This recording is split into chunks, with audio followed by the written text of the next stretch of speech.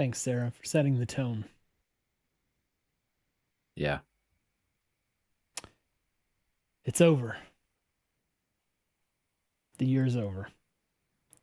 The season is over. We're left with nothing but memories. And a trophy. And a nice, big, gigantic trophy. That picture of Nate shot with the trophy and the hoodie hoodie is my new wallpaper on my computer, by the way. Please share in Discord. I absolutely will. Thank Everybody, you. It's very tempting right now to be all sad mode about this. Yep. And there are some legitimate, complaints and what ifs and stuff that came out of what is 100T Worlds 2021. But there's also so much good to remember this year. There is. And I'm just really happy that we got to be along for the ride. And it was a heck of a ride. And it was a successful Worlds.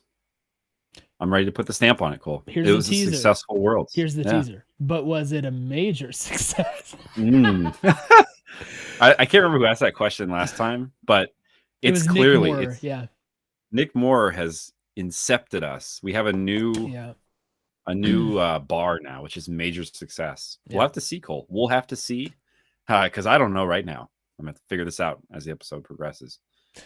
Well, stay tuned. Before we jump in on this trip down memory lane, let us just say thank you to Elgato for providing our lighting and capture equipment and being just real ones.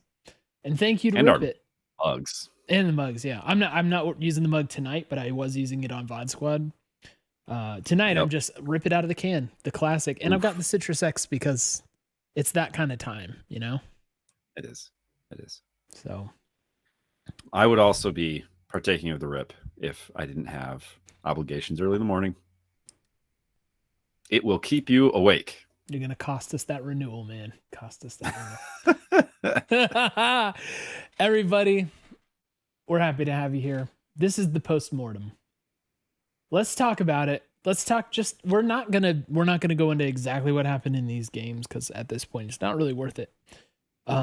But there were definitely, just scrolling through the Twitter timeline, scrolling through the Discord, there are definitely a few topics that resonated with people, stuff that obviously you guys want to hear some thoughts on. So we're going to go through those for sure. In the context of the games even, to start out with. And then we'll just move on to general stuff, and we'll just see where the conversation takes us, Jordan, where the vibe goes. Yeah. We're just here to have a good time and to talk about League of Legends, Cole. That's right. We're simple. We're simple folk. It doesn't take much. Nope. So this all started on Saturday against T1, which was a make or break game for us. It ended up being, we win this or we're done with Worlds. I didn't realize that at the time. I don't think it became that until the first game played out. That must be why. I think that's what happened. And I was admittedly, I was doing soccer with the girls all day, and my wife was out of town, so I was just kind of like watching the stats come in, as these games happened. And like I said, T1 ended up being the make or break, and unfortunately it was a break. Yep. And I didn't even realize I used the World's theme there, but it sure was for this time. Now, one thing that I think is a pretty common thought is that people seem to be fans of the draft that we had for this game. Analysts, the casters, the fans, everybody kind of was like, okay, we can do this. Okay. And it was kind of like, look, all we have to do is find the engage. We just find the engage and we win every time. We're going to win. Yeah. Those engages depended heavily upon the use of an R button. And we had to investigate after the fact and see if the R buttons were installed on our keyboards. Unfortunately. I think that's a bit oversimplifying it. That's my position, but I can understand. I can understand that. Well, defend yourself. Why? All All I'm right, look. doing is parroting what Kelsey said. All right, Kelsey Yeah. Moser, the one, the only, our beloved Kelsey Moser called this the Press R challenge game. I'll premise this by saying I've watched a lot of League of Legends since this game was played. A lot. And so some of the fine details may be lost. But here's what I recall. Faker was on Zoe, and he was making things very challenging for us. I mean, they had a comp that was when you have a 5v5 comp, right? You're going for the engage. You want the team fight. The other team's job is to either match you and take a better team fighting comp, or at least things that they think they can do better, or to take a comp that means that by the time you are thinking about engaging and team fighting, you have at least one person who's at 40% or less health. And that was the case almost constantly for us. Yeah. So, I mean, I think that, if you have a better 5v5 team comp, there's no guarantee that you have a better 5v4.4 team comp, right? Like, and if you have that one very important piece of your team that is dead at the start of the fight, that's a bad fight that you just took. So, I mean, look, Malphite is not a complicated champion.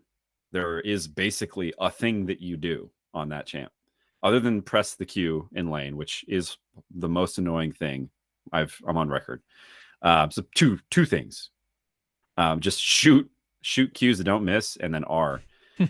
And I think what we got was, I mean, he tried it early when they were there's like a mini skirmish that broke out in top lane, and he R'd back in to, I want to say, like a cataclysm, if I'm not mistaken, whatever it was.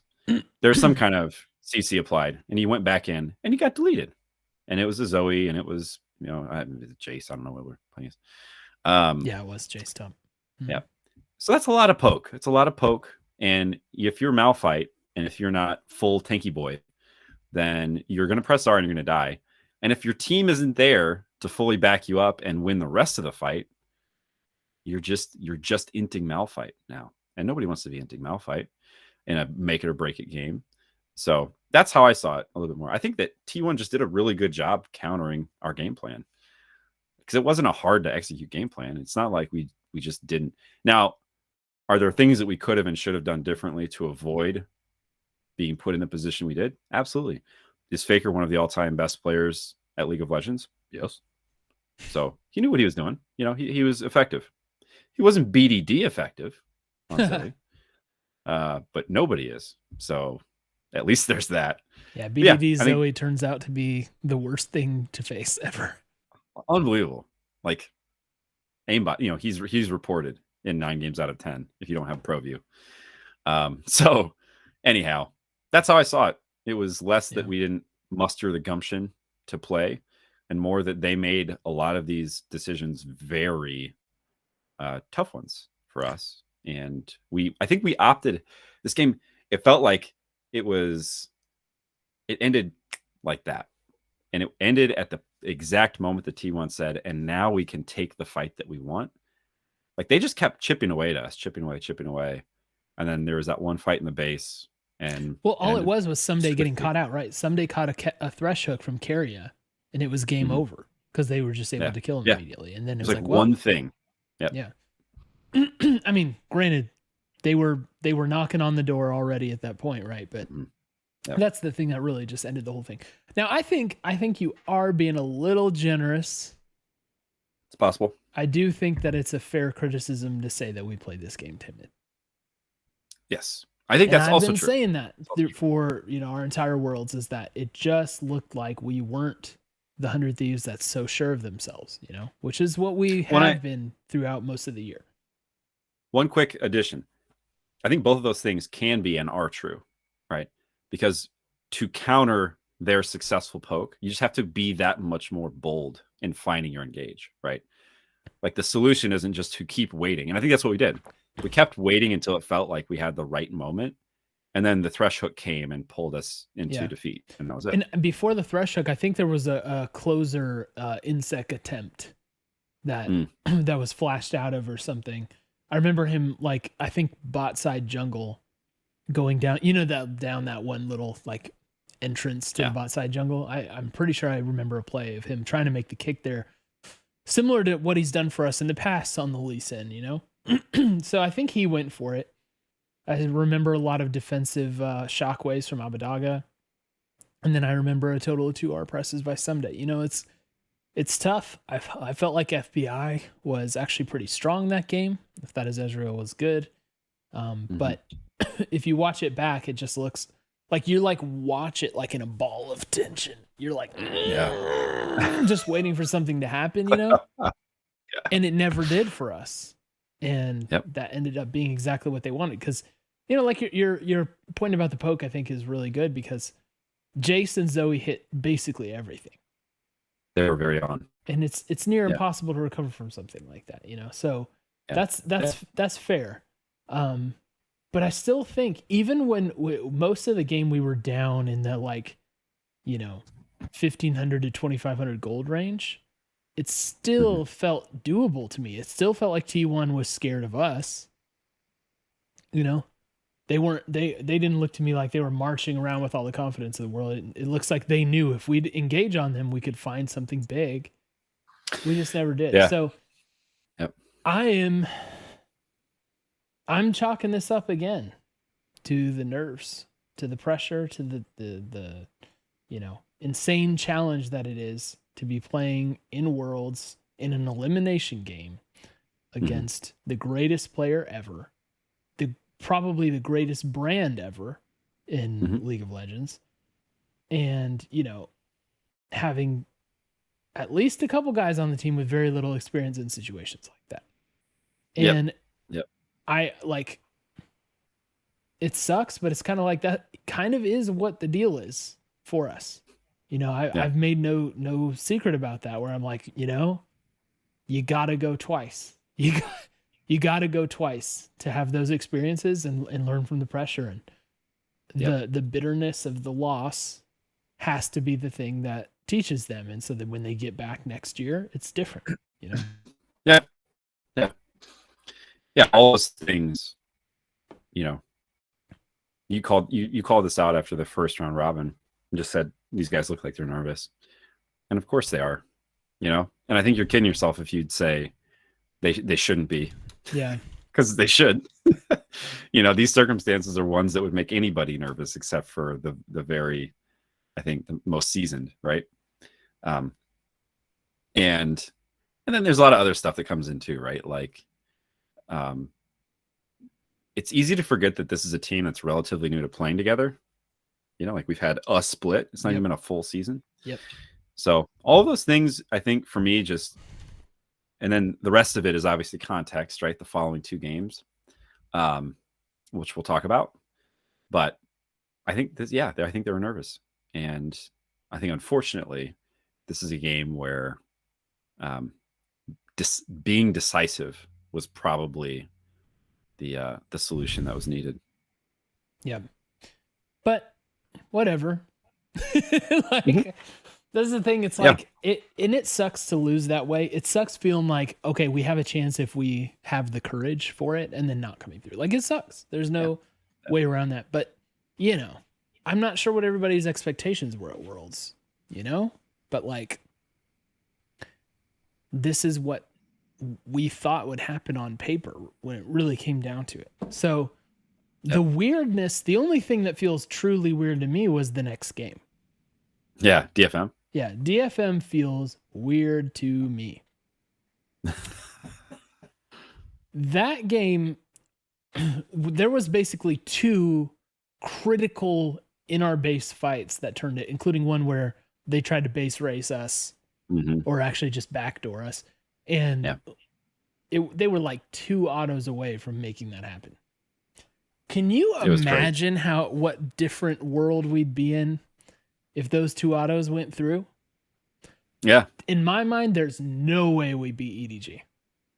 No. It's like you are full mental boom losing DFM. Yeah. And all it was 2 autos away. Yeah.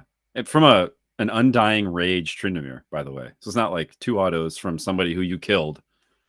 It was a champion who you just There are not a lot of ways to stop. Yeah. And I mean, like in that last fight, I'm not sure how much of a thing is this? How many times have you seen a Lee Sin kick someone into the fountain? In a professional game at Worlds? Yeah. Well, like just Not a in lot. a pro game period. Yeah, it doesn't happen very often. I mean, it's a move, right? It's a move that, like, using your headbutts and kicks and stuff to get people into the fountain if they're being cheeky, trying to get behind your Nexus. But yeah, I can't remember the last time I saw it. What a play to like shove him in the fountain and save the whole game. And be not mistaken, it was both of those things. It was a flash headbutt into a kick, you know, like, or the other way around, right? Or maybe kick headbutt, maybe. The point is, either way, they got that dude into the well. Yeah. Thank goodness. Because so here's what I am definitely sensing has happened among the fan community, and I'm guilty of the same thing, right? The EDG win did so much to turn the tide on how we're feeling about everything that, like, we've forgotten just how close that game was. So again, 2 autos was the difference in that game. I feel like the narrowness of our escape has just been lost because of the EDG win. We beat EDG so decisively after that we're kind of like, yeah, don't worry about that DFM game, man. We were just down in the dumps. Now, yep, that's probably true though, right? I know. Yeah. Like, I don't know. I've been in a couple sports situations where it's like, okay, like I've already been removed from contention. Like I already know the end of the season has happened. Right. You know, like I think on this podcast, I told the story of like when I didn't qualify for state in swimming and by like one shot, and I still had to swim the rest of the meet knowing that it was the end and it didn't matter. Your goal was unreachable. Yeah. And it sucks. Yeah. And somehow we found a way out of that. And if we didn't, man, the sentiment around 100T is much different. Because were you reading the wildness on the timeline? I wasn't reading it too much, but I can only imagine. I mean, yeah, it would was, have been dude, it was insane. Different.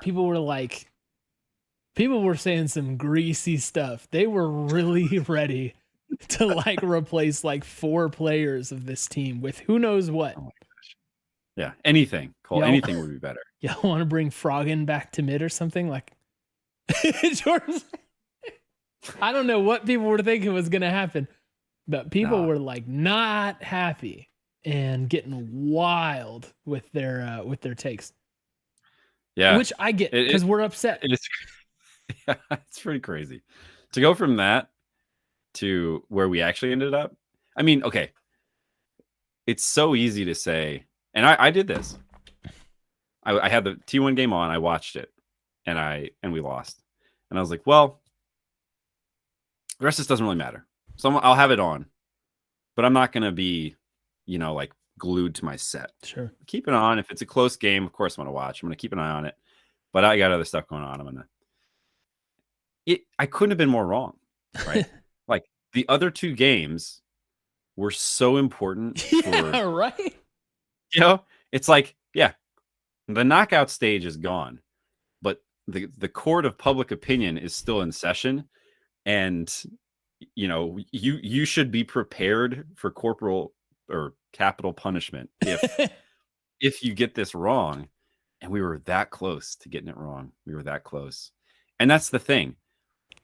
Did you see the players' faces after the T1 game? I know you did. Yeah. Mm-hmm. That was the most deflated bunch of League of Legends players I've seen in a long time.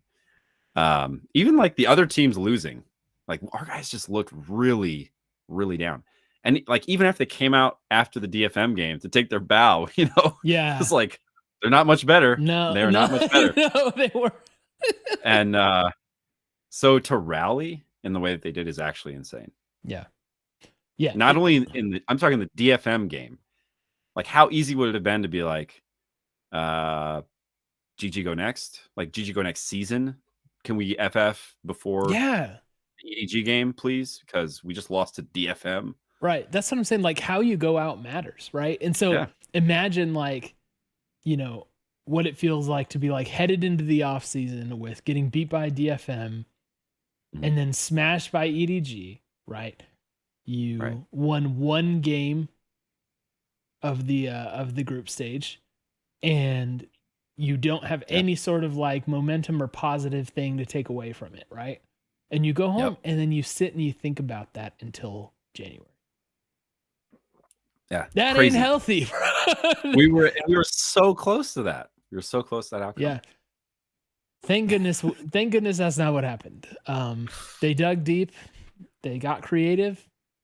Yep. They remembered that they're just better, right?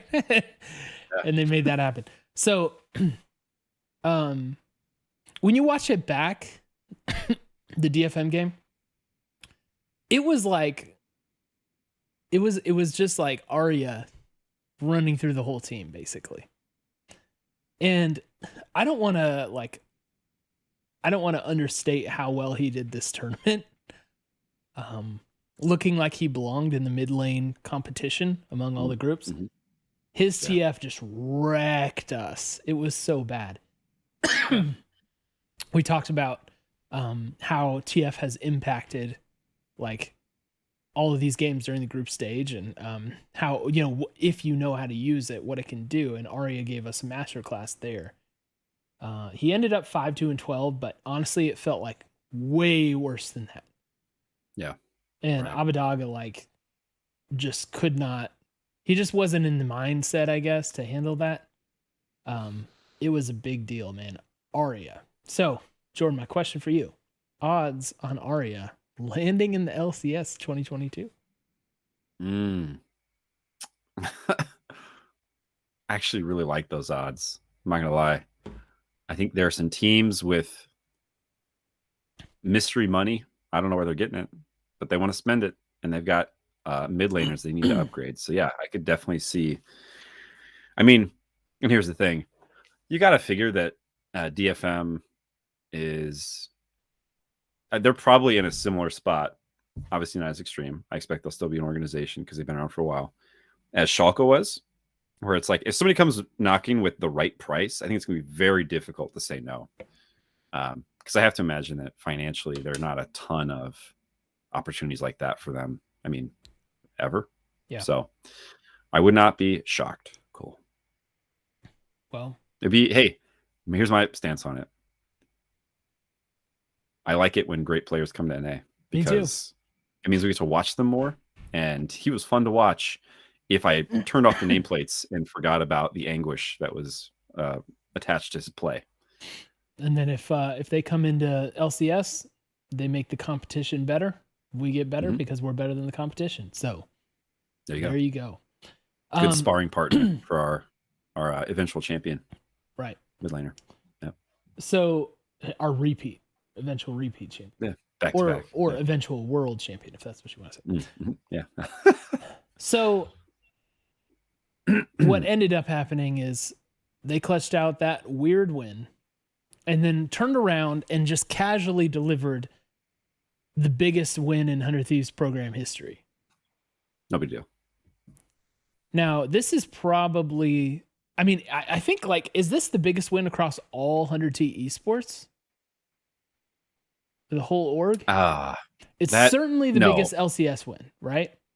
Certainly. I mean, like, I wanted to ask you about this. How do you put this in context of like the series winning game against TL, right? Like the game that you get to walk away from your computer and hoist a trophy after. That's like a series win. This is like a game, right? The single game.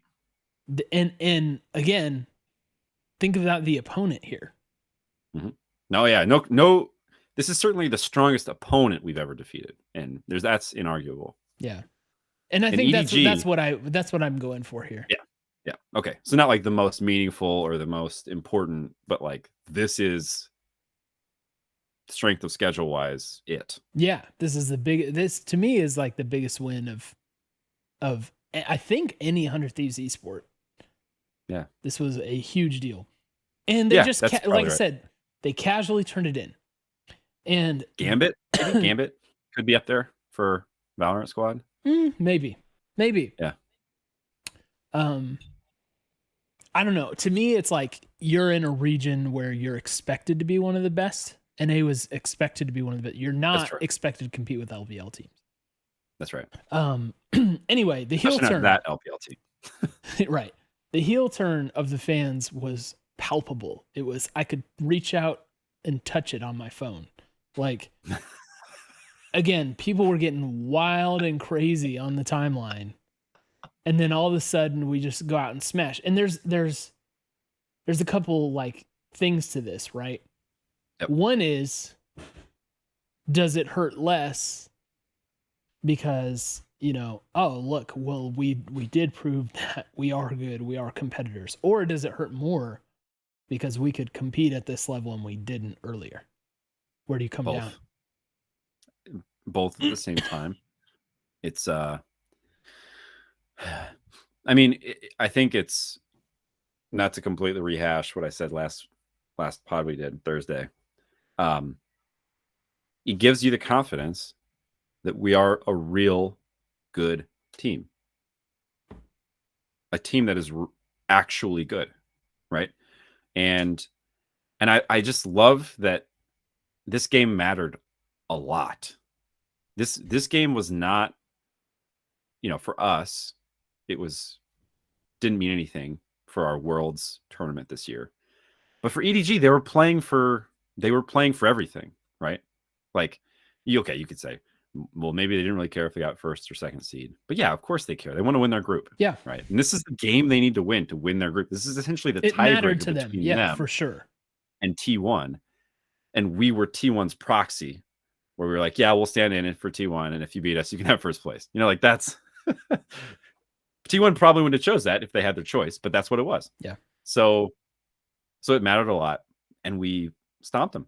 So it tells me so much about the qualities we have as a team that are amazing to be able to do that, to be able to beat that team. And of course, then it's impossible to not look back and say, well, dang, I mean, if we could beat them, we certainly could have beat T1 either of the times we played them. Because sometimes it's like, look, if you and me went to Worlds and played T1, we couldn't beat them. It would be impossible. There's no world in which debatable.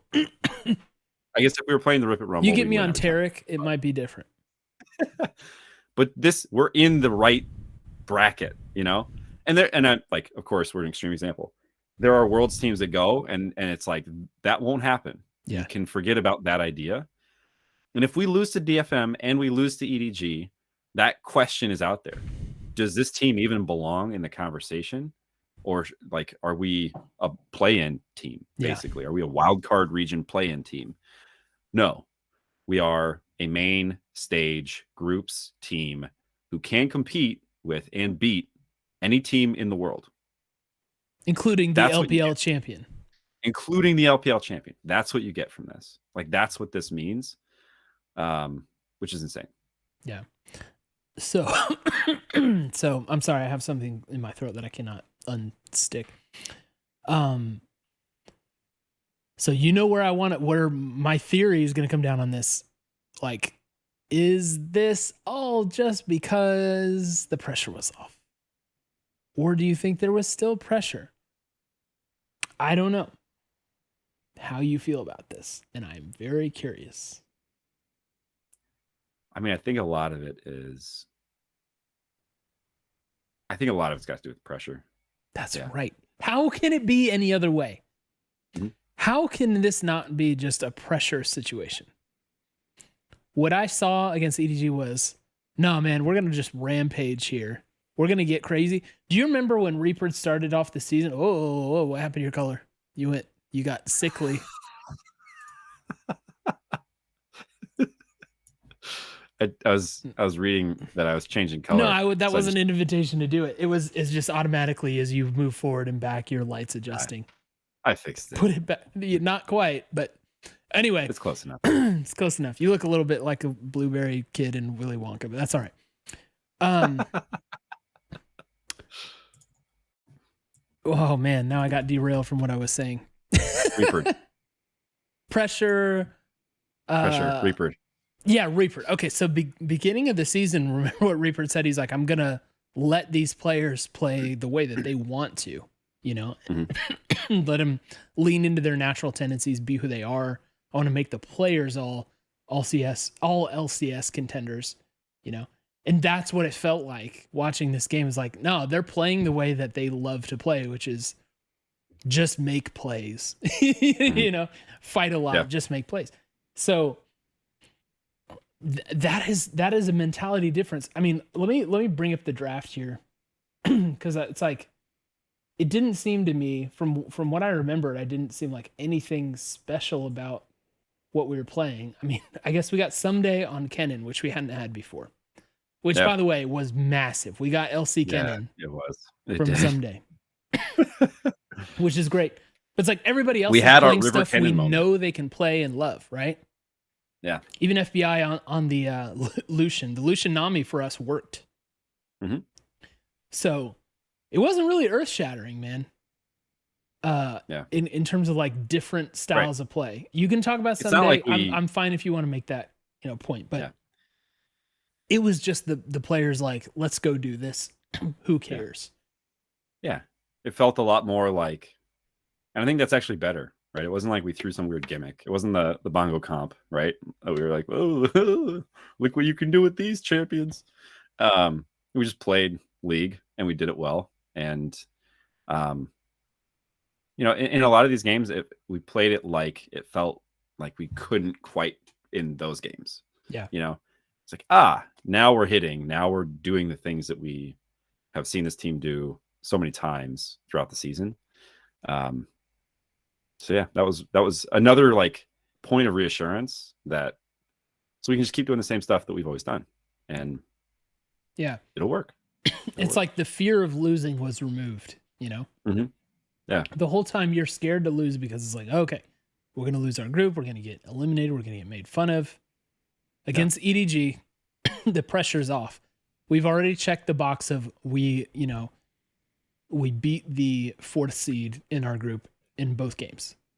And it was close, but we didn't, right?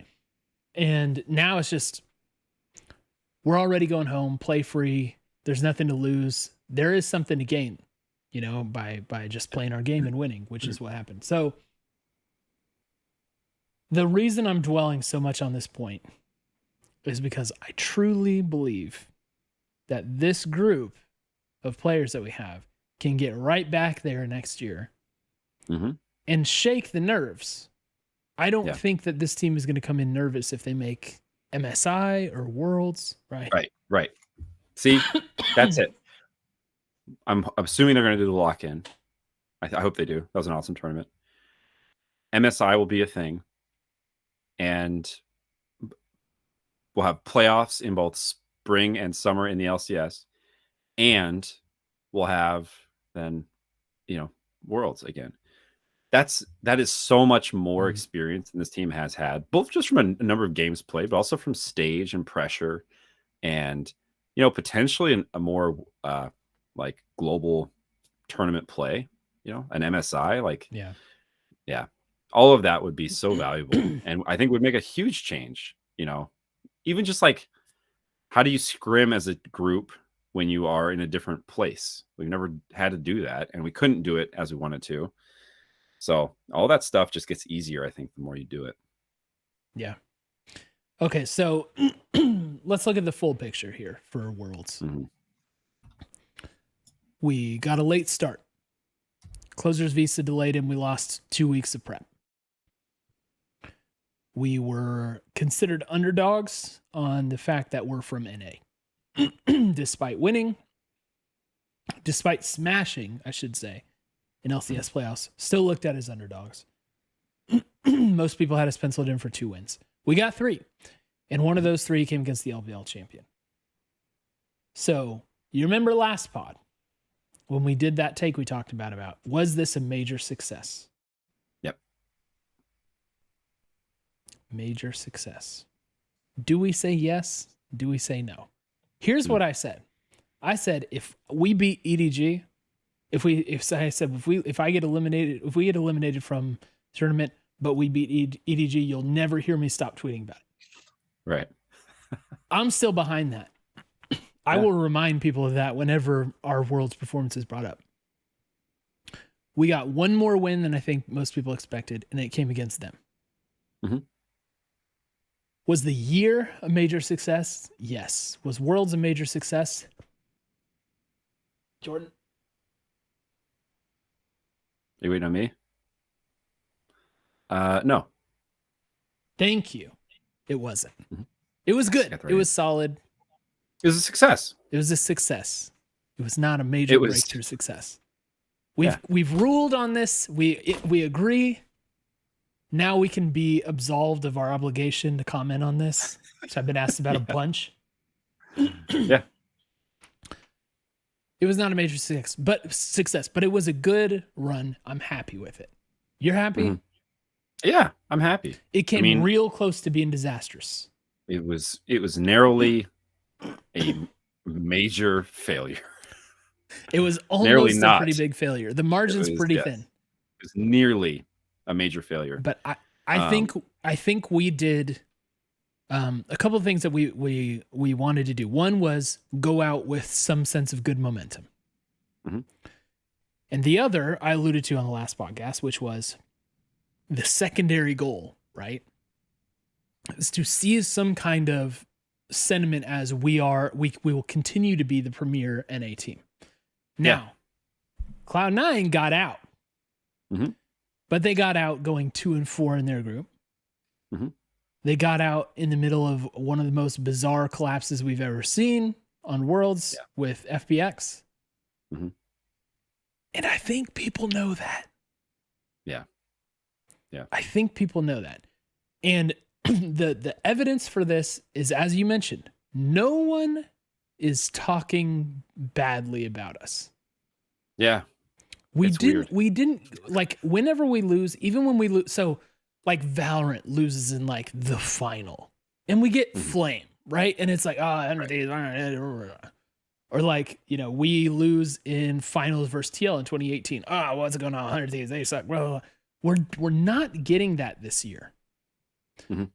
And that I think is the evidence that we have, I won't say permanently, but we've like semi-permanently moved out of the middle of the pack LCS, and we are now seen, rightfully so, as the, premier team, maybe one of the premier teams, if not the premier team. Yeah, I think that's right. Now, if C9 goes on a crazy run, who knows? All bets are off. But I'm just saying, like, we have fully moved up in people's minds. We've gotten the baggage off, and that was the secondary goal for me. And we did all of that in one split, and this is the culmination. Thank That's goodness. a major success. So season wide, that is a major success. Yeah. So I love, sorry, we don't usually read chat, but Emil, sorry, I'm saying your name wrong. In chat said, the big three is now the big four. And I think that is exactly right. We are there now. Not only is that a great chat, that was the first time chat from Emil. Twitch highlighted it, which I didn't know Twitch did. That must be a new thing. And that actually brings me back for me, but cool. Yeah. Yeah. And it reminds me what I was going to say, which is I don't think that it isn't like a give and take, right? It's not like, TSM, we're the good team now. Thank you. We'll take that. I think there is room for, and I do believe it's possible that as a region gets better, and this is the other crazy thing that's happening, people are saying, it appears that NA is not trash, at least in this moment, that there's room for other teams to also be on that level, right? And I mean, look, you don't need to look further than the LCK and the LPL to see that in action.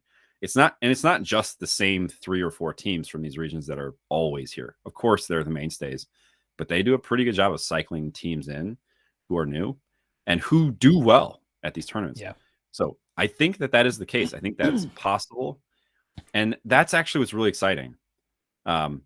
Because if there are now reliably 4 teams, and I'm sure that the other teams who are just on the edge, like EG would say, don't forget us, right? Like there are going to be other teams who are investing and who are making major moves to be in that conversation. EG Aria coming soon. Yeah, we heard it here first. Yeah, I think that's right. So excellent chat. And yeah, I think that is what's going to be fun to watch moving forward is, do we have what people view as more than just 3 teams who show up every year, whether or not they do well when they get there, but 4 teams who can actually compete? That'll be fun. I think we have made our case that we, at least at this point in time, are there. We belong. And of course, we have the trophy, right? But I think that we're putting to rest a lot of those ideas that this is just we got lucky. Everything is different now. Mm-hmm. Yeah. So it's gonna be a good 2022, man. It is gonna be good 2022, but we do have some general things to talk about for that. So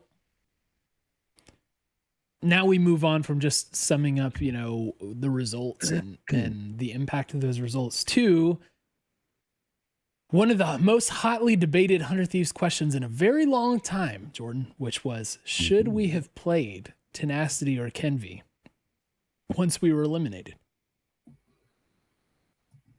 Can I give you my answer now? I would love to hear your answer. Absolutely not.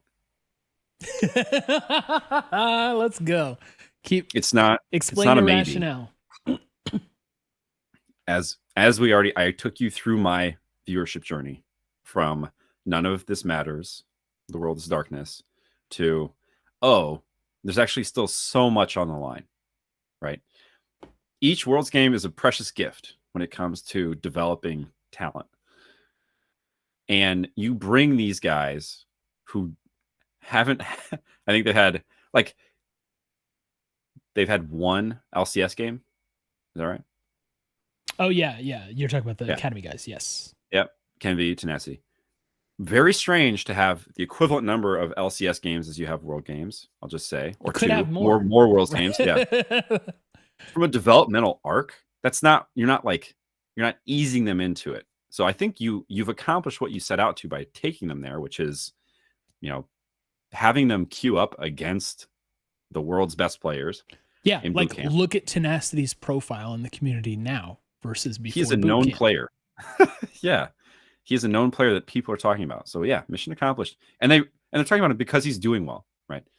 So I think it's weird to put them in from a development standpoint, and I think it would be like a shock to the system of, hey, you remember when you played against EG or whoever it was that we played against? I can't remember now because it didn't matter.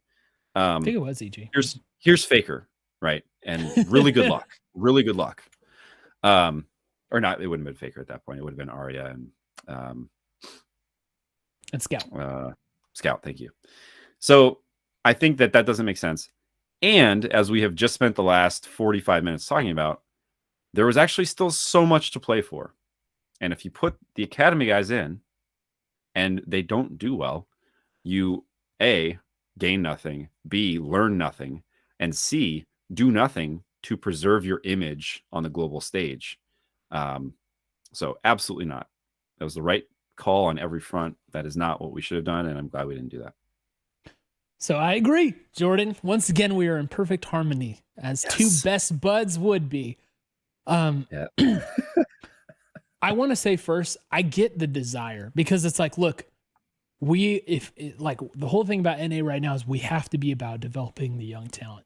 Who are the next guys that are going to come in and do this for us, right? Mm-hmm. So I get that desire, because how many times are you going to have the opportunity to get Tenacity and Kenvi playing against opponents this good? Mm-hmm. And look how well the boot camping, the solo queue went, especially for Tenacity. Maybe he's in a great position and his confidence is up that he could actually springboard off of this. Okay. Yeah. The problem with that is if you do this with young players, you have to have a plan to do that. There has to be a reason. There has to be plan. You don't want to just throw them in to drown, you know? Mm-hmm. And we as an org have unfortunately done that at times with some developmental players. And it seems to me that we have learned that lesson, right? The impression that is made in the community about those players is set by games like that unfairly. And on top of that, they will have to, you have to wonder how mentally tough they are to shake off whatever experience they have or build on it, right? It's like, if it doesn't go well, is it going to destroy your confidence in yourself? I don't know. Now, hopefully, ideally, it wouldn't, right? You want someone with strong mental fortitude, and that can be like, okay, it didn't go well, but I'll be back. You want that, but you don't know how it's going to go. And if you do that with no plan, it's just not the right thing. I was relieved to see Papa Smithy reply to whoever it was. Was it Dom or something? Who he explained that basically was right what I was thinking. You just don't want to set them up to fail. For them, for you, for the region. There's a lot to lose, right? And it can be tempting because it appears that we have some great weapons there. All right. Yeah. There's also the angle of, what about the guys who deserve this, right? So this and sorry, but the same fans who were so mad that Cody Sun didn't play at Worlds, even though it's very obvious that Cody Sun behind the scenes messed up real bad, and there was some turmoil there, and that's why he wasn't playing. It wasn't benched for performance reasons, right? Right. Those same people who are like, oh, he earned it, he didn't even get a chance to represent himself, are the people who are saying, put in Tenacity. It's like, okay, well, what about Someday? Did Someday not earn his Worlds appearance in his fourth year for this squad? Yeah. Being the only member to be here for every single year, being part of that 2018 team that made it and fell from grace to grinding the academy bottom in 2019 and then the slow build back up. Does he not deserve that? Yeah. So you can't have it both ways, right? Right. So, and not only that, I don't know if we're going to talk about someday, but he earned it. And thank goodness we let him bask in it, right? Like, if we took that away from him, that would have been such a missed, like in his arc as a player and as a competitor, this is such an important chapter. Especially, I mean, like, look, everybody likes a good story. If you're an org, you want to win. Yeah. So more important to fans, people have been rooting for Someday for as long as we have. But if you want to start him next year and he's on contract, like, talk about the redemption arc for a season, right? Like, he showed up. He played big games at Worlds because we put him in the starting roster. Yeah. So I'm glad we ultimately made what I believe is the right decision. Now, I just want to reiterate, I know that we need to get these players opportunities at the next level. We need to develop them. We've done a very good job developing them so far. That's what I'll say. And I think weighing all the factors, I'm happy with how it played out. And imagine, again, if we put them in and it didn't go well, like you said, there was so much to win by playing these last games as best as we could. And it worked out for us in the right way. So, I mean, let me just, I think that's a really important point. You said, I think we've gone about developing them in the right way. And it is such a counter to how we've had to. I think that the management in the past has felt that their hand has been very forced with some of our academy talent, putting them in when the situation is just far from ideal. Yeah. We're being so much more intentional and careful about Kenvi and Tenacity right now. We're bringing them on these kinds of trips to these kinds of gatherings of the world's best players. We're getting them experience, right? Like, these are all things that have a meaningful impact on somebody's ability to actually take advantage of the opportunities that are given to them at some point down the line, right? All signs point to both of these players having professional careers where they are on a starting roster, whether it's ours or someone else's.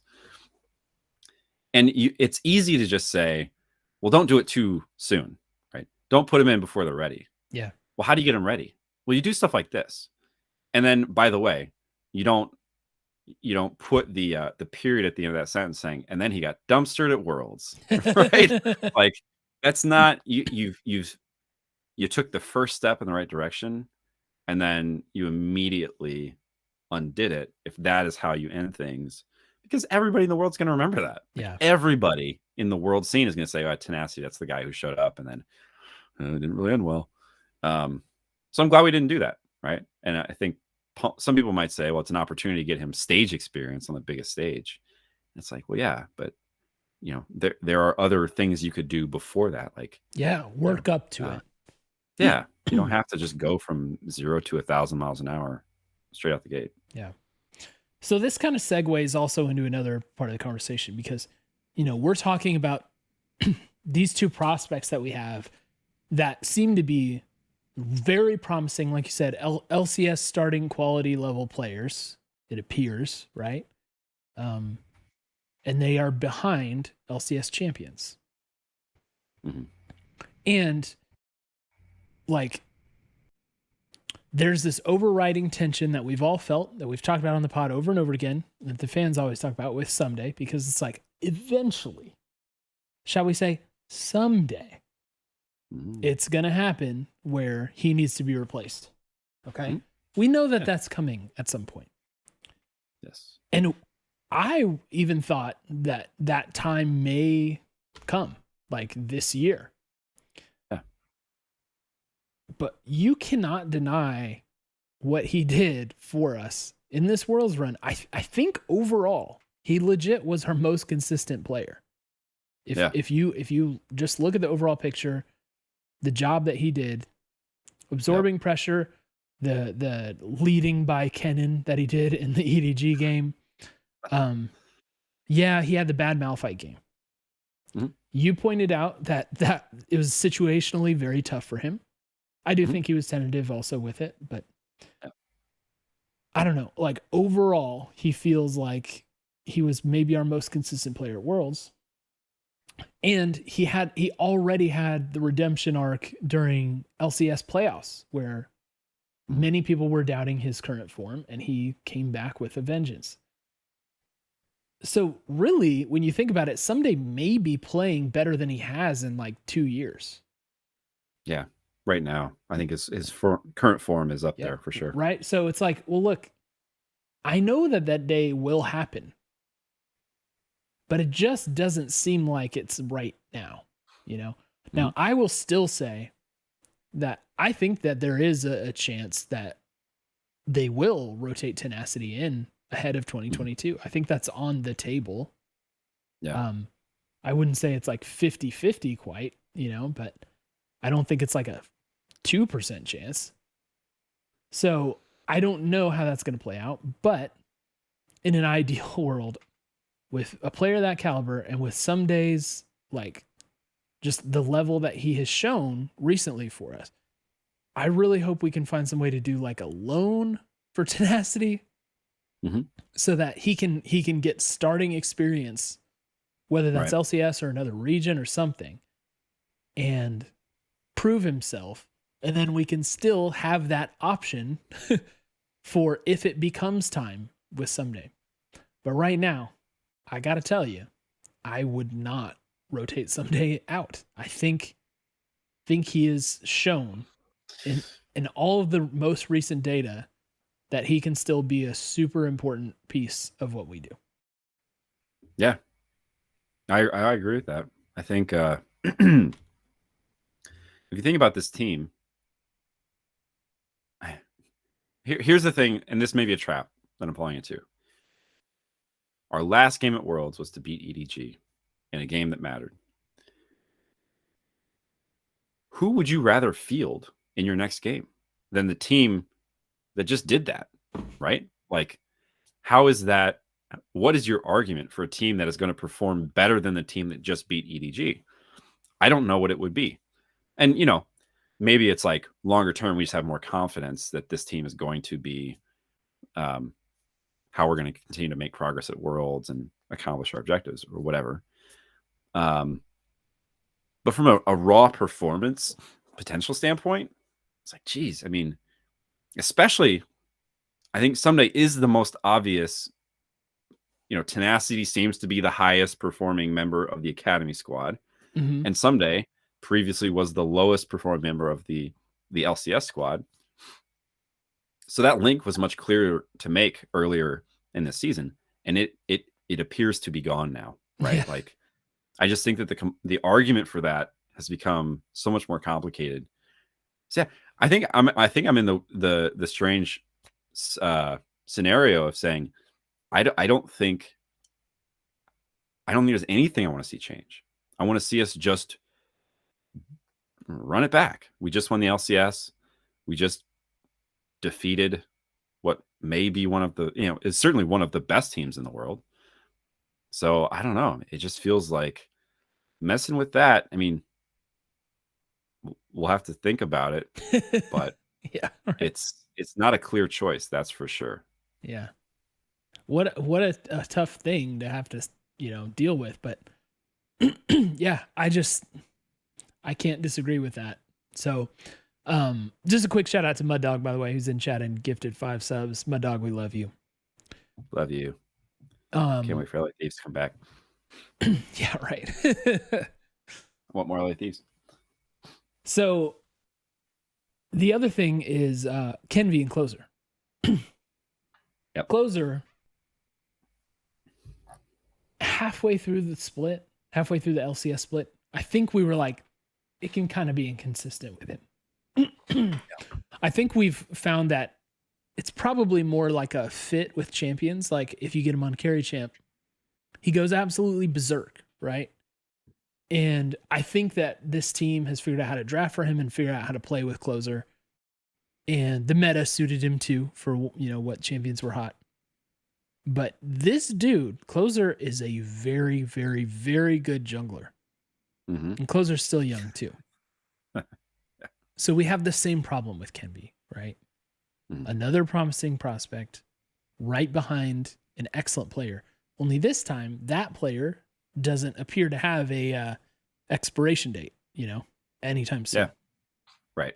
So we gotta either figure out the loan situation, because I don't want to lose these guys, or we have to do the C9 thing and just ask the prettiest penny.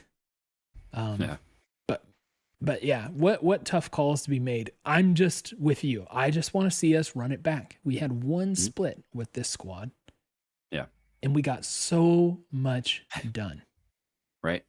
Yep. So much done. And I just don't see a reason to change it, I'm with you. So I'm really thankful that it's worked out this way. I also don't want to miss talking about our bot lane either, who I think one of the takeaways from Worlds is that, yeah, this bot lane should be considered one of the best in the world. Yeah. FBI is a beast, and Huhi is like the perfect companion for him. Huhi is big brain. They work so well together. They seem to genuinely like each other so much. FBI won't be the same player with a different support. Yep. Dude, we are like in a really good position for future years. We thought that 2022 would be the year that we'd really see what this team looks like. If we can continue to improve from here. If we're right, if that is correct, that this team is actually still improving, that's great, because this team is already very, very good. Yeah. Well, let's do some listener takes. Some of the stuff we've already talked about. In fact, a lot of this stuff we've already talked about. Per usual. But let's go through some of them. Glenn Taylor asked, which excuse, say bad meta read, not enough scrim time, bad tourney format, etc., do you think holds the most truth if the players weren't as forthcoming with taking ownership about playing bad? So I think the point is like, Other than like, hey, we just didn't play well. Which Right. of those things to you is the most significant when it came to how we did? So he put out bad meta read, not enough scrim time, or bad tourney format. It's so interesting because if you look at the LPL's first and second round robin record, I mean, it almost feels like whatever we say would be true to some extent to everybody. Although I do feel like for our group, it was less that EDG just didn't show up ready to perform in the second round robin, and more that we rallied, you know? And so I think if I were to pick one of those, it would probably be scrim time. I'm with you on scrim time, man. Yeah, I think it's scrim time for me. Because it can go a long way to soothing nerves, I think. Getting and just more figuring reps. it out. Like we are playing on a different patch, different champs. Like we don't know how viable the things we want to do are. Like if we got more earlier reps on LC Kennen for someday, yeah, or maybe or we would have played MFU more. Or yeah, right. So yeah. I'm 100% in the scrim time camp, and it's quite frankly pretty impressive to go 3-3 without that. And again, let me mention for the people in the back again, closer was on one side of the Atlantic Ocean, and the rest of the team were on the other side. It was not everybody's together. We just can't get there yet, Right. So they were not playing together. It's a big deal. Joe Alito asks, my question, where is the mental coach? Maybe they let First Seed get to them a bit and they play with some more nerves. Why did we play nerves if we already, quote, exceeded expectations? And said also didn't help that we got the only non-tilt LPL team. We make it out in any other group. So yeah, this was the one LPL team that didn't like fully implode right there at the end, though we beat them. So where's the mental coach? I don't know. Like what do you is there what can we say about this take? Like I think there's only so much you can prepare to the players for, and then you just have to go through that trial by fire, And I think some people are going to be naturally responsive to pressure, and some people it will not be natural, and you need to get used to it some more. The probably the important thing is that our players, when you talk to them and you hear what they have to say, they want to win really bad. And they think highly of themselves in the right way. And that to me is the important thing. And maybe that's coming from the mental coach, Edward used to work, I think, more closely with them before Worlds. I think he was probably, not there with them. He was in LA for Valorant. But part of that is, right. And part of that is having a different mindset just about who you are as a person. I think these dudes have that killer instinct. They have the no, I'm going to be the best. I'm going to play that way. And that's more important in the long run. So just making sure they respond to this in the right way. And then I think we're okay. But beyond that. Yeah. The thing I think is interesting about the mental aspect of this is we, I think the argument is there to say we were mentally not at our peak in the first round robin, and then in the T1 game, and then in the DF for 5/6 of it, it seemed to be, or 4.96 of it. So it was interesting to me that our mental collapse, like our mental difficulties didn't result in a full-on collapse. Like we still found a way to rally even without the coach there, the mental coach there to reset us, right? So I think it's just impressive that we had the right people in the room. I don't know if it was the players or the coaches or Pop or whatever, to say, hey guys, one shot left, right? EDG, let's gear up and let's get this done. And we did. So, I think it's a good question. Like, how could it have gone differently if we had a little bit of a different mindset going into it? Maybe scrim time would have made the difference. But yeah, we didn't let the mental kind of dictate the whole tournament for us. It was close, but we didn't. Champagne Travi said, I think there is no better time to move off of Someday for Tenacity. Someday won an LCS championship with 100T, fulfilling a goal all the fans and the org wanted. I think we have seen Someday's ceiling, and it's not as high now as it once was. We can't say the same for Tenacity. Also, with the offseason looming, other teams are going to be taking big swings to improve. If 100T runs it back and doesn't continue pressing to upgrade the team, they will fall behind the curve. NA showing at Worlds plus NA money makes it an attractive option for top free agents. So the part that I like really respected this take is the talking about the other orgs, you know, the money being spent, the NA teams getting serious about bringing in high power free agents. I think it's fair to say that we have raised the level of competition in NA, and that the past couple of years have been growth for us as a region. We looked better as a region at Worlds than EU did. Yeah. And, you know, a lot of that is bringing in free agents from other regions, but, you know, we're also bringing up really good domestic players. So I think that trend is going to continue. And I agree in general that if we don't make moves to make sure that we're keeping pace, that there's a potential to fall behind. But again, we're sitting on like a treasure trove of prospects right now too. So I think that helps that we basically right now have the best starting team and the best academy team.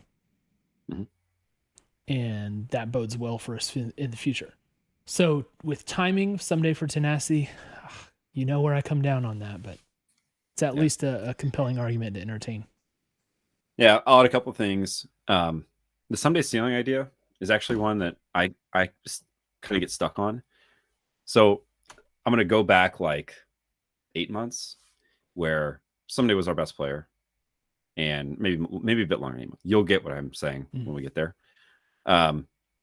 Someday is our best player, kind of a franchise player. He outperforms people consistently in the top lane. You know, he is he's a walking highlight reel, right? This World's performance was more resembled that than I even think the summer split. So, and it was against really stiff competition.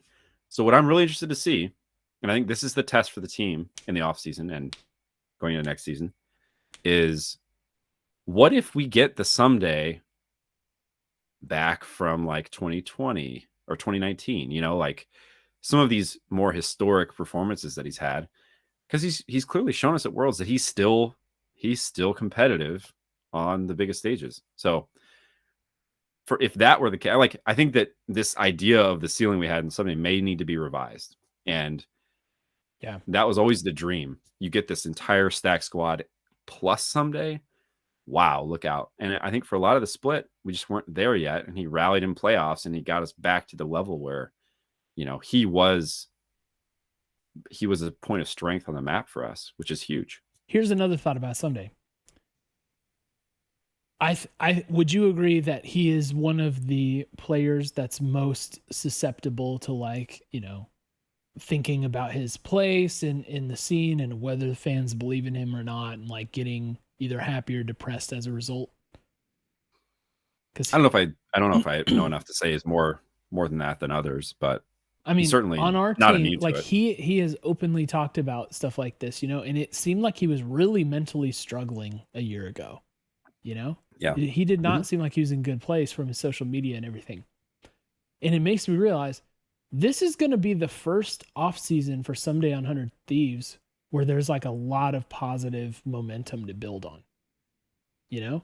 Yeah. I feel like he's someone who really like gets in his emotions about it, like in a quiet way, but like you can clearly see it matters to him, you know? And this will be the first time, you know, that we really had a successful year that we can feel proud of to build on. It's not like 2018 was totally unsuccessful, but just the, you know, the quote locker room part of it at the end was messy, right? So that combined with probably going to go home for a while, like I think like we could get an actually like rejuvenated Someday to an extent that we haven't seen for a while, you know? Mhm. So, Yeah. that's another thing to think about. Yep. Nick Moore said, by the way, just on this topic, I think you really only want to make one move to keep the essence of the team together. So I would look to sell Someday and promote Tenacity as much as it hurts. Someday's value to other teams doubled by gaining residency. Not that Tenacity is better than Kenvi, but his wins above replacement is higher. Mm. So that point about, you know, the replacement player, I think is true for Tenacity versus Kenvi. But at the same time, man, I think we made it clear we're just not ready for it. Yeah. Yeah. But good point on the value of him, right? Mm-hmm. Now he's For a sure. resident. He's been playing better. I think this offseason you'd get, you know, the highest offers for him that you probably have fielded before since he's come to 100 Thieves. So, yep. Bama Tide wrote an essay. I'll skim it. This is actually only like a third of what he said, by the way. But we love him. He said Abadaga wasn't given much of a decision. Dying org, bottom tier team, so he came to LCS. I was wondering if you think he will stay or return home to be around friends and family if he finds a top 3 or 4 LEC team that wants him. No one knows what he wants. Sure, he would like to make Worlds, but it's more about where he wants to live and maybe the money. I do think he is replaceable if we work hard, so if he wants to leave, I don't think we're in a rough spot. But I say all this wanting him to stay and the team to stay the same so LCS can be locked up again next year. Mm-hmm. And then he goes on to point out Arya's good performance and that he's Korean, and Bama Tide is a big believer in Korean talent, especially mid lane. Mm-hmm. So, yep. So I think the question in here, do we think that Abadaga would stay or return home? Do you want to start or do you want me to start? You can start. Okay. First part of this is we have him on contract through the end of 2023.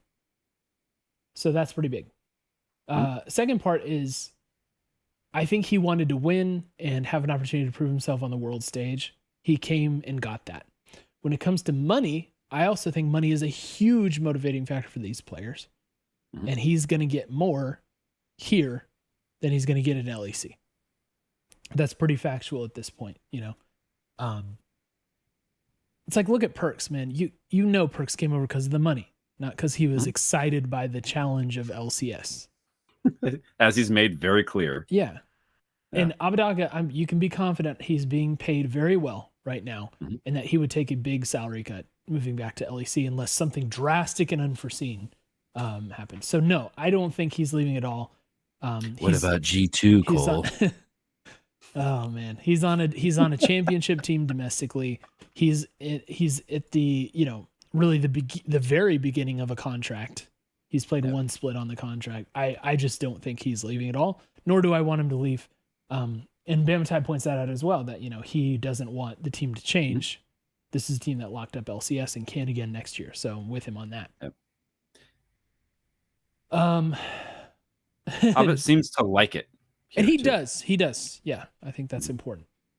Yep. And honestly, it seems like every player seems to like it at 100 Thieves when they come here. So shout out to the org. JC101 said his solution is 100T should promote Someday to a mentorship role and start Tenacity on the main roster for 2022. So maybe like Ryu, you remember they did this before with Ryu. Ryu became an assistant coach. And yeah, I don't think that's happening. Mm-hmm. I don't think we're going to do that. I don't think we're just going to move him to a mentorship role. If they did put in Tenacity, I would assume that they would move Someday back down to Academy unless they got like a mind-blowing offer on him. You know, that is an interesting, okay. I think you'd have a hard time convincing somebody that's a promotion unless you wrote a paycheck that, I guess, conveyed that, which seems unlikely given that you're probably paying your players significantly more than the people who are mentoring them. I could see us doing something with Someday similar to what we did with Ryu, which is after he's done playing and after he kind of makes that decision. I mean, his contract with us might expire and he might say, I'm not done yet. So who else is looking for a top laner who has residency and who can crack some skulls? Sure. But he could also say, yeah, I've had a great career. I've accomplished what I set out to. You know, there's still more. I'm still here to compete. Put in the new kid, and I'm going to be a position coach, right? I could see that happening in 2023. You know, if let's say we send Tenacity out on loan for a whole year and he gets some great experience and he comes back ready to dominate the LCS, I could see that. But I guess my take is not hot because it's not happening in 2022. I'm thinking 2023. Yeah. Lars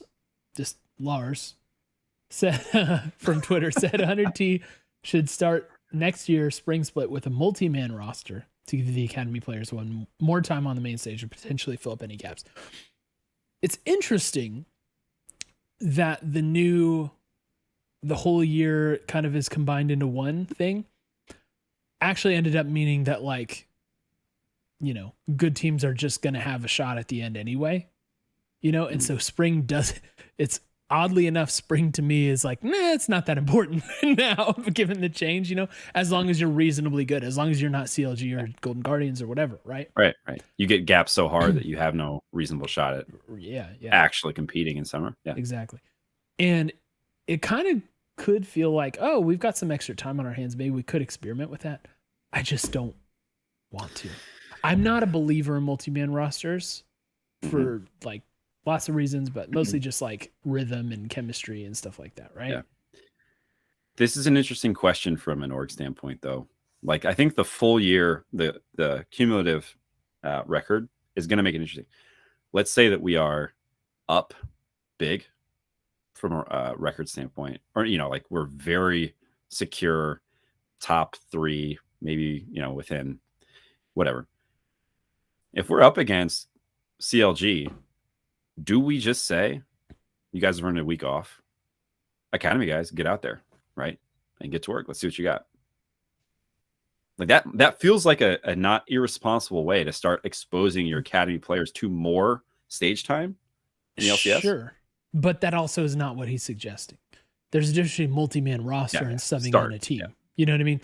This is like, let's rotate them in as a pair, like Tenacity, Kenvi as a pair in with the other 3 guys. Yeah, start next spring. So I'm saying more like build yourself a comfortable lead, and then you earn the right to get experience for players who would not otherwise get to play. Yeah. So yeah, I'm just not really a believer in that concept overall, but I do agree with what you're saying, Jordan, that like, yeah, there may be some opportunities to do that, and I'd be fine if we do, as long as we're comfortable and we're not like desperately trying to fix problems and stuff like that. You know, I imagine if you're an LCS player, if your coach came to you and said, "Hey, week off, take the week," you know, how amazing would that be? Or like, you have to play academy. Maybe that's what they'd actually say. Yeah. Who knows? Maybe they put a next person in. Yeah. Or does that require that might actually require bumping them up on a contract. I'm not sure. Yeah, but anyway.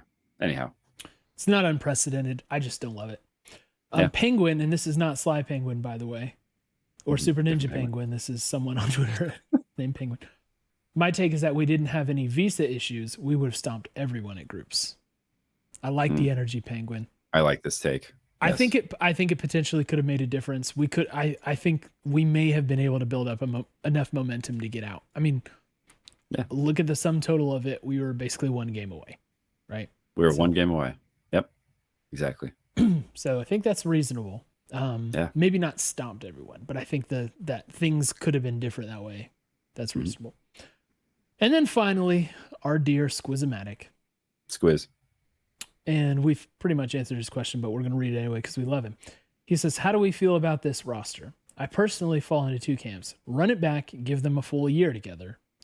Or cash in on closer hype, promote Kenvi and upgrade top. And he put 100T Wonder there. Oh, interesting. Can also see us promoting Kenvi and Tenacity and then upgrading mid and support, but bot synergy is strong. So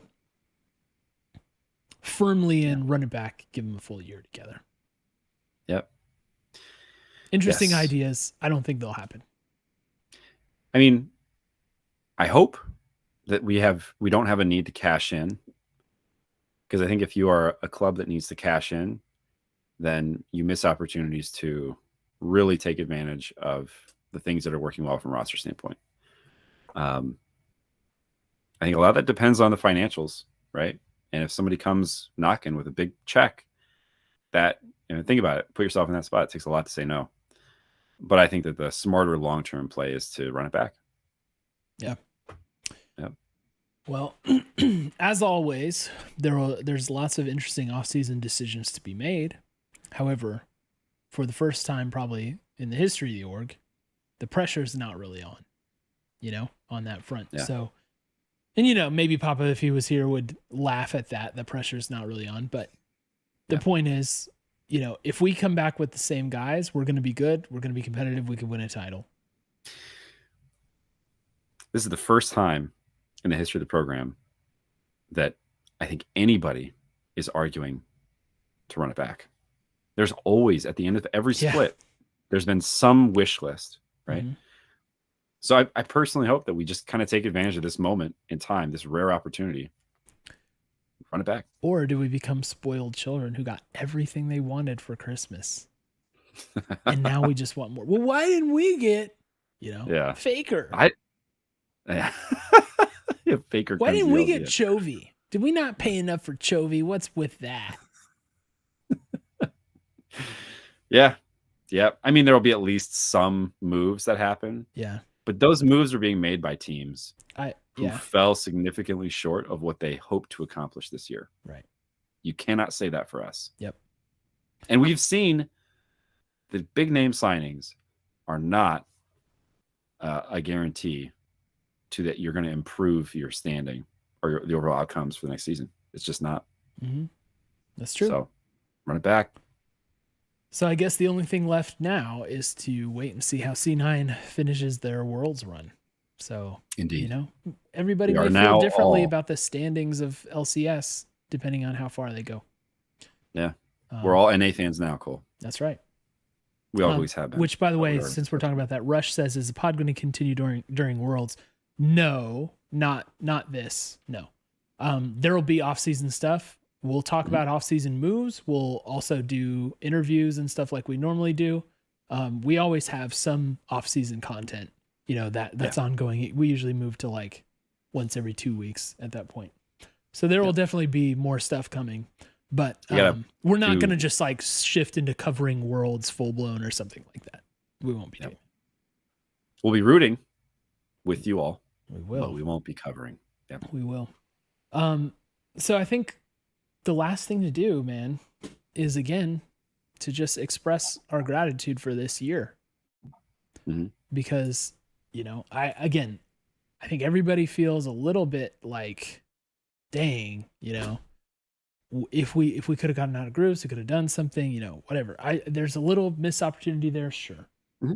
Yeah. But man, did we get a memorable year of LCS. And that is thanks to the hard work of the players, the hard work of the staff, who has proven how much they care about all of this stuff.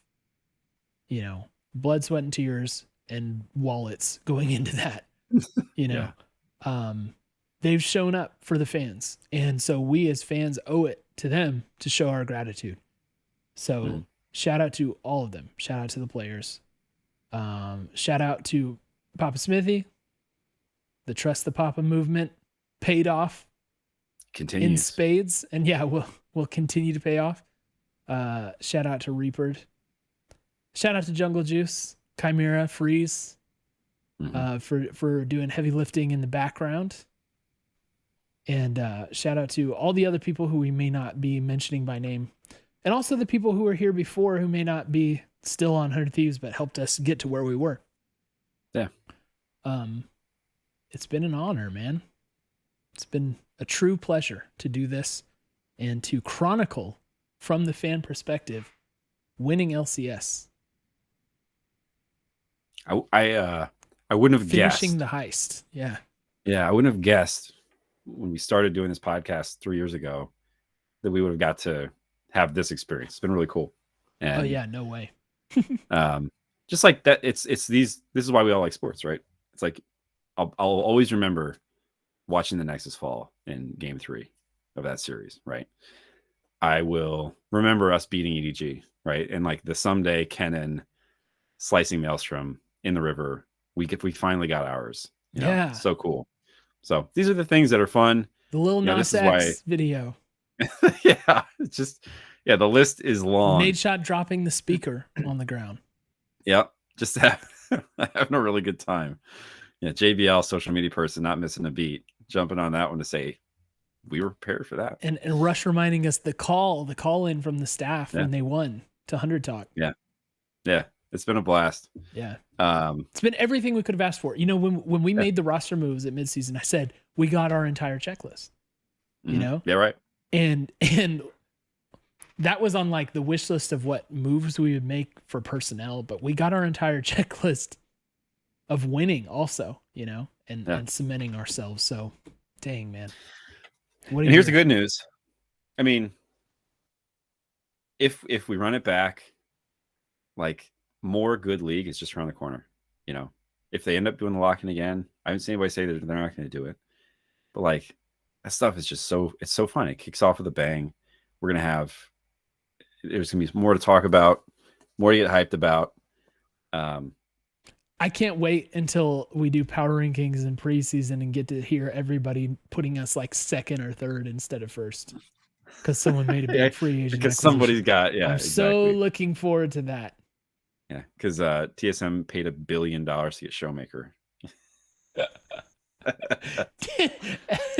Yeah, FTX has acquired Showmaker on behalf of TSM for the sum of $300 million. It's Korea FTX is the new name of that country, and they're just Showmaker has changed his name to FTX as part of the deal. It's legal name. And then Cole, and then people will wonder why we didn't also just get Showmaker. You know? Yeah, that's right. Oh easy. Gosh, it is a never-ending cycle, and I couldn't be happier to be part of it. Yeah, it's been fun. We got a trophy. Who can complain? Yeah. And so one last thanks to you guys, to the viewers, to chat for being here along with us for the ride and helping us to make those memories, you know? Yeah. What a crazy thing that you guys have helped us build here.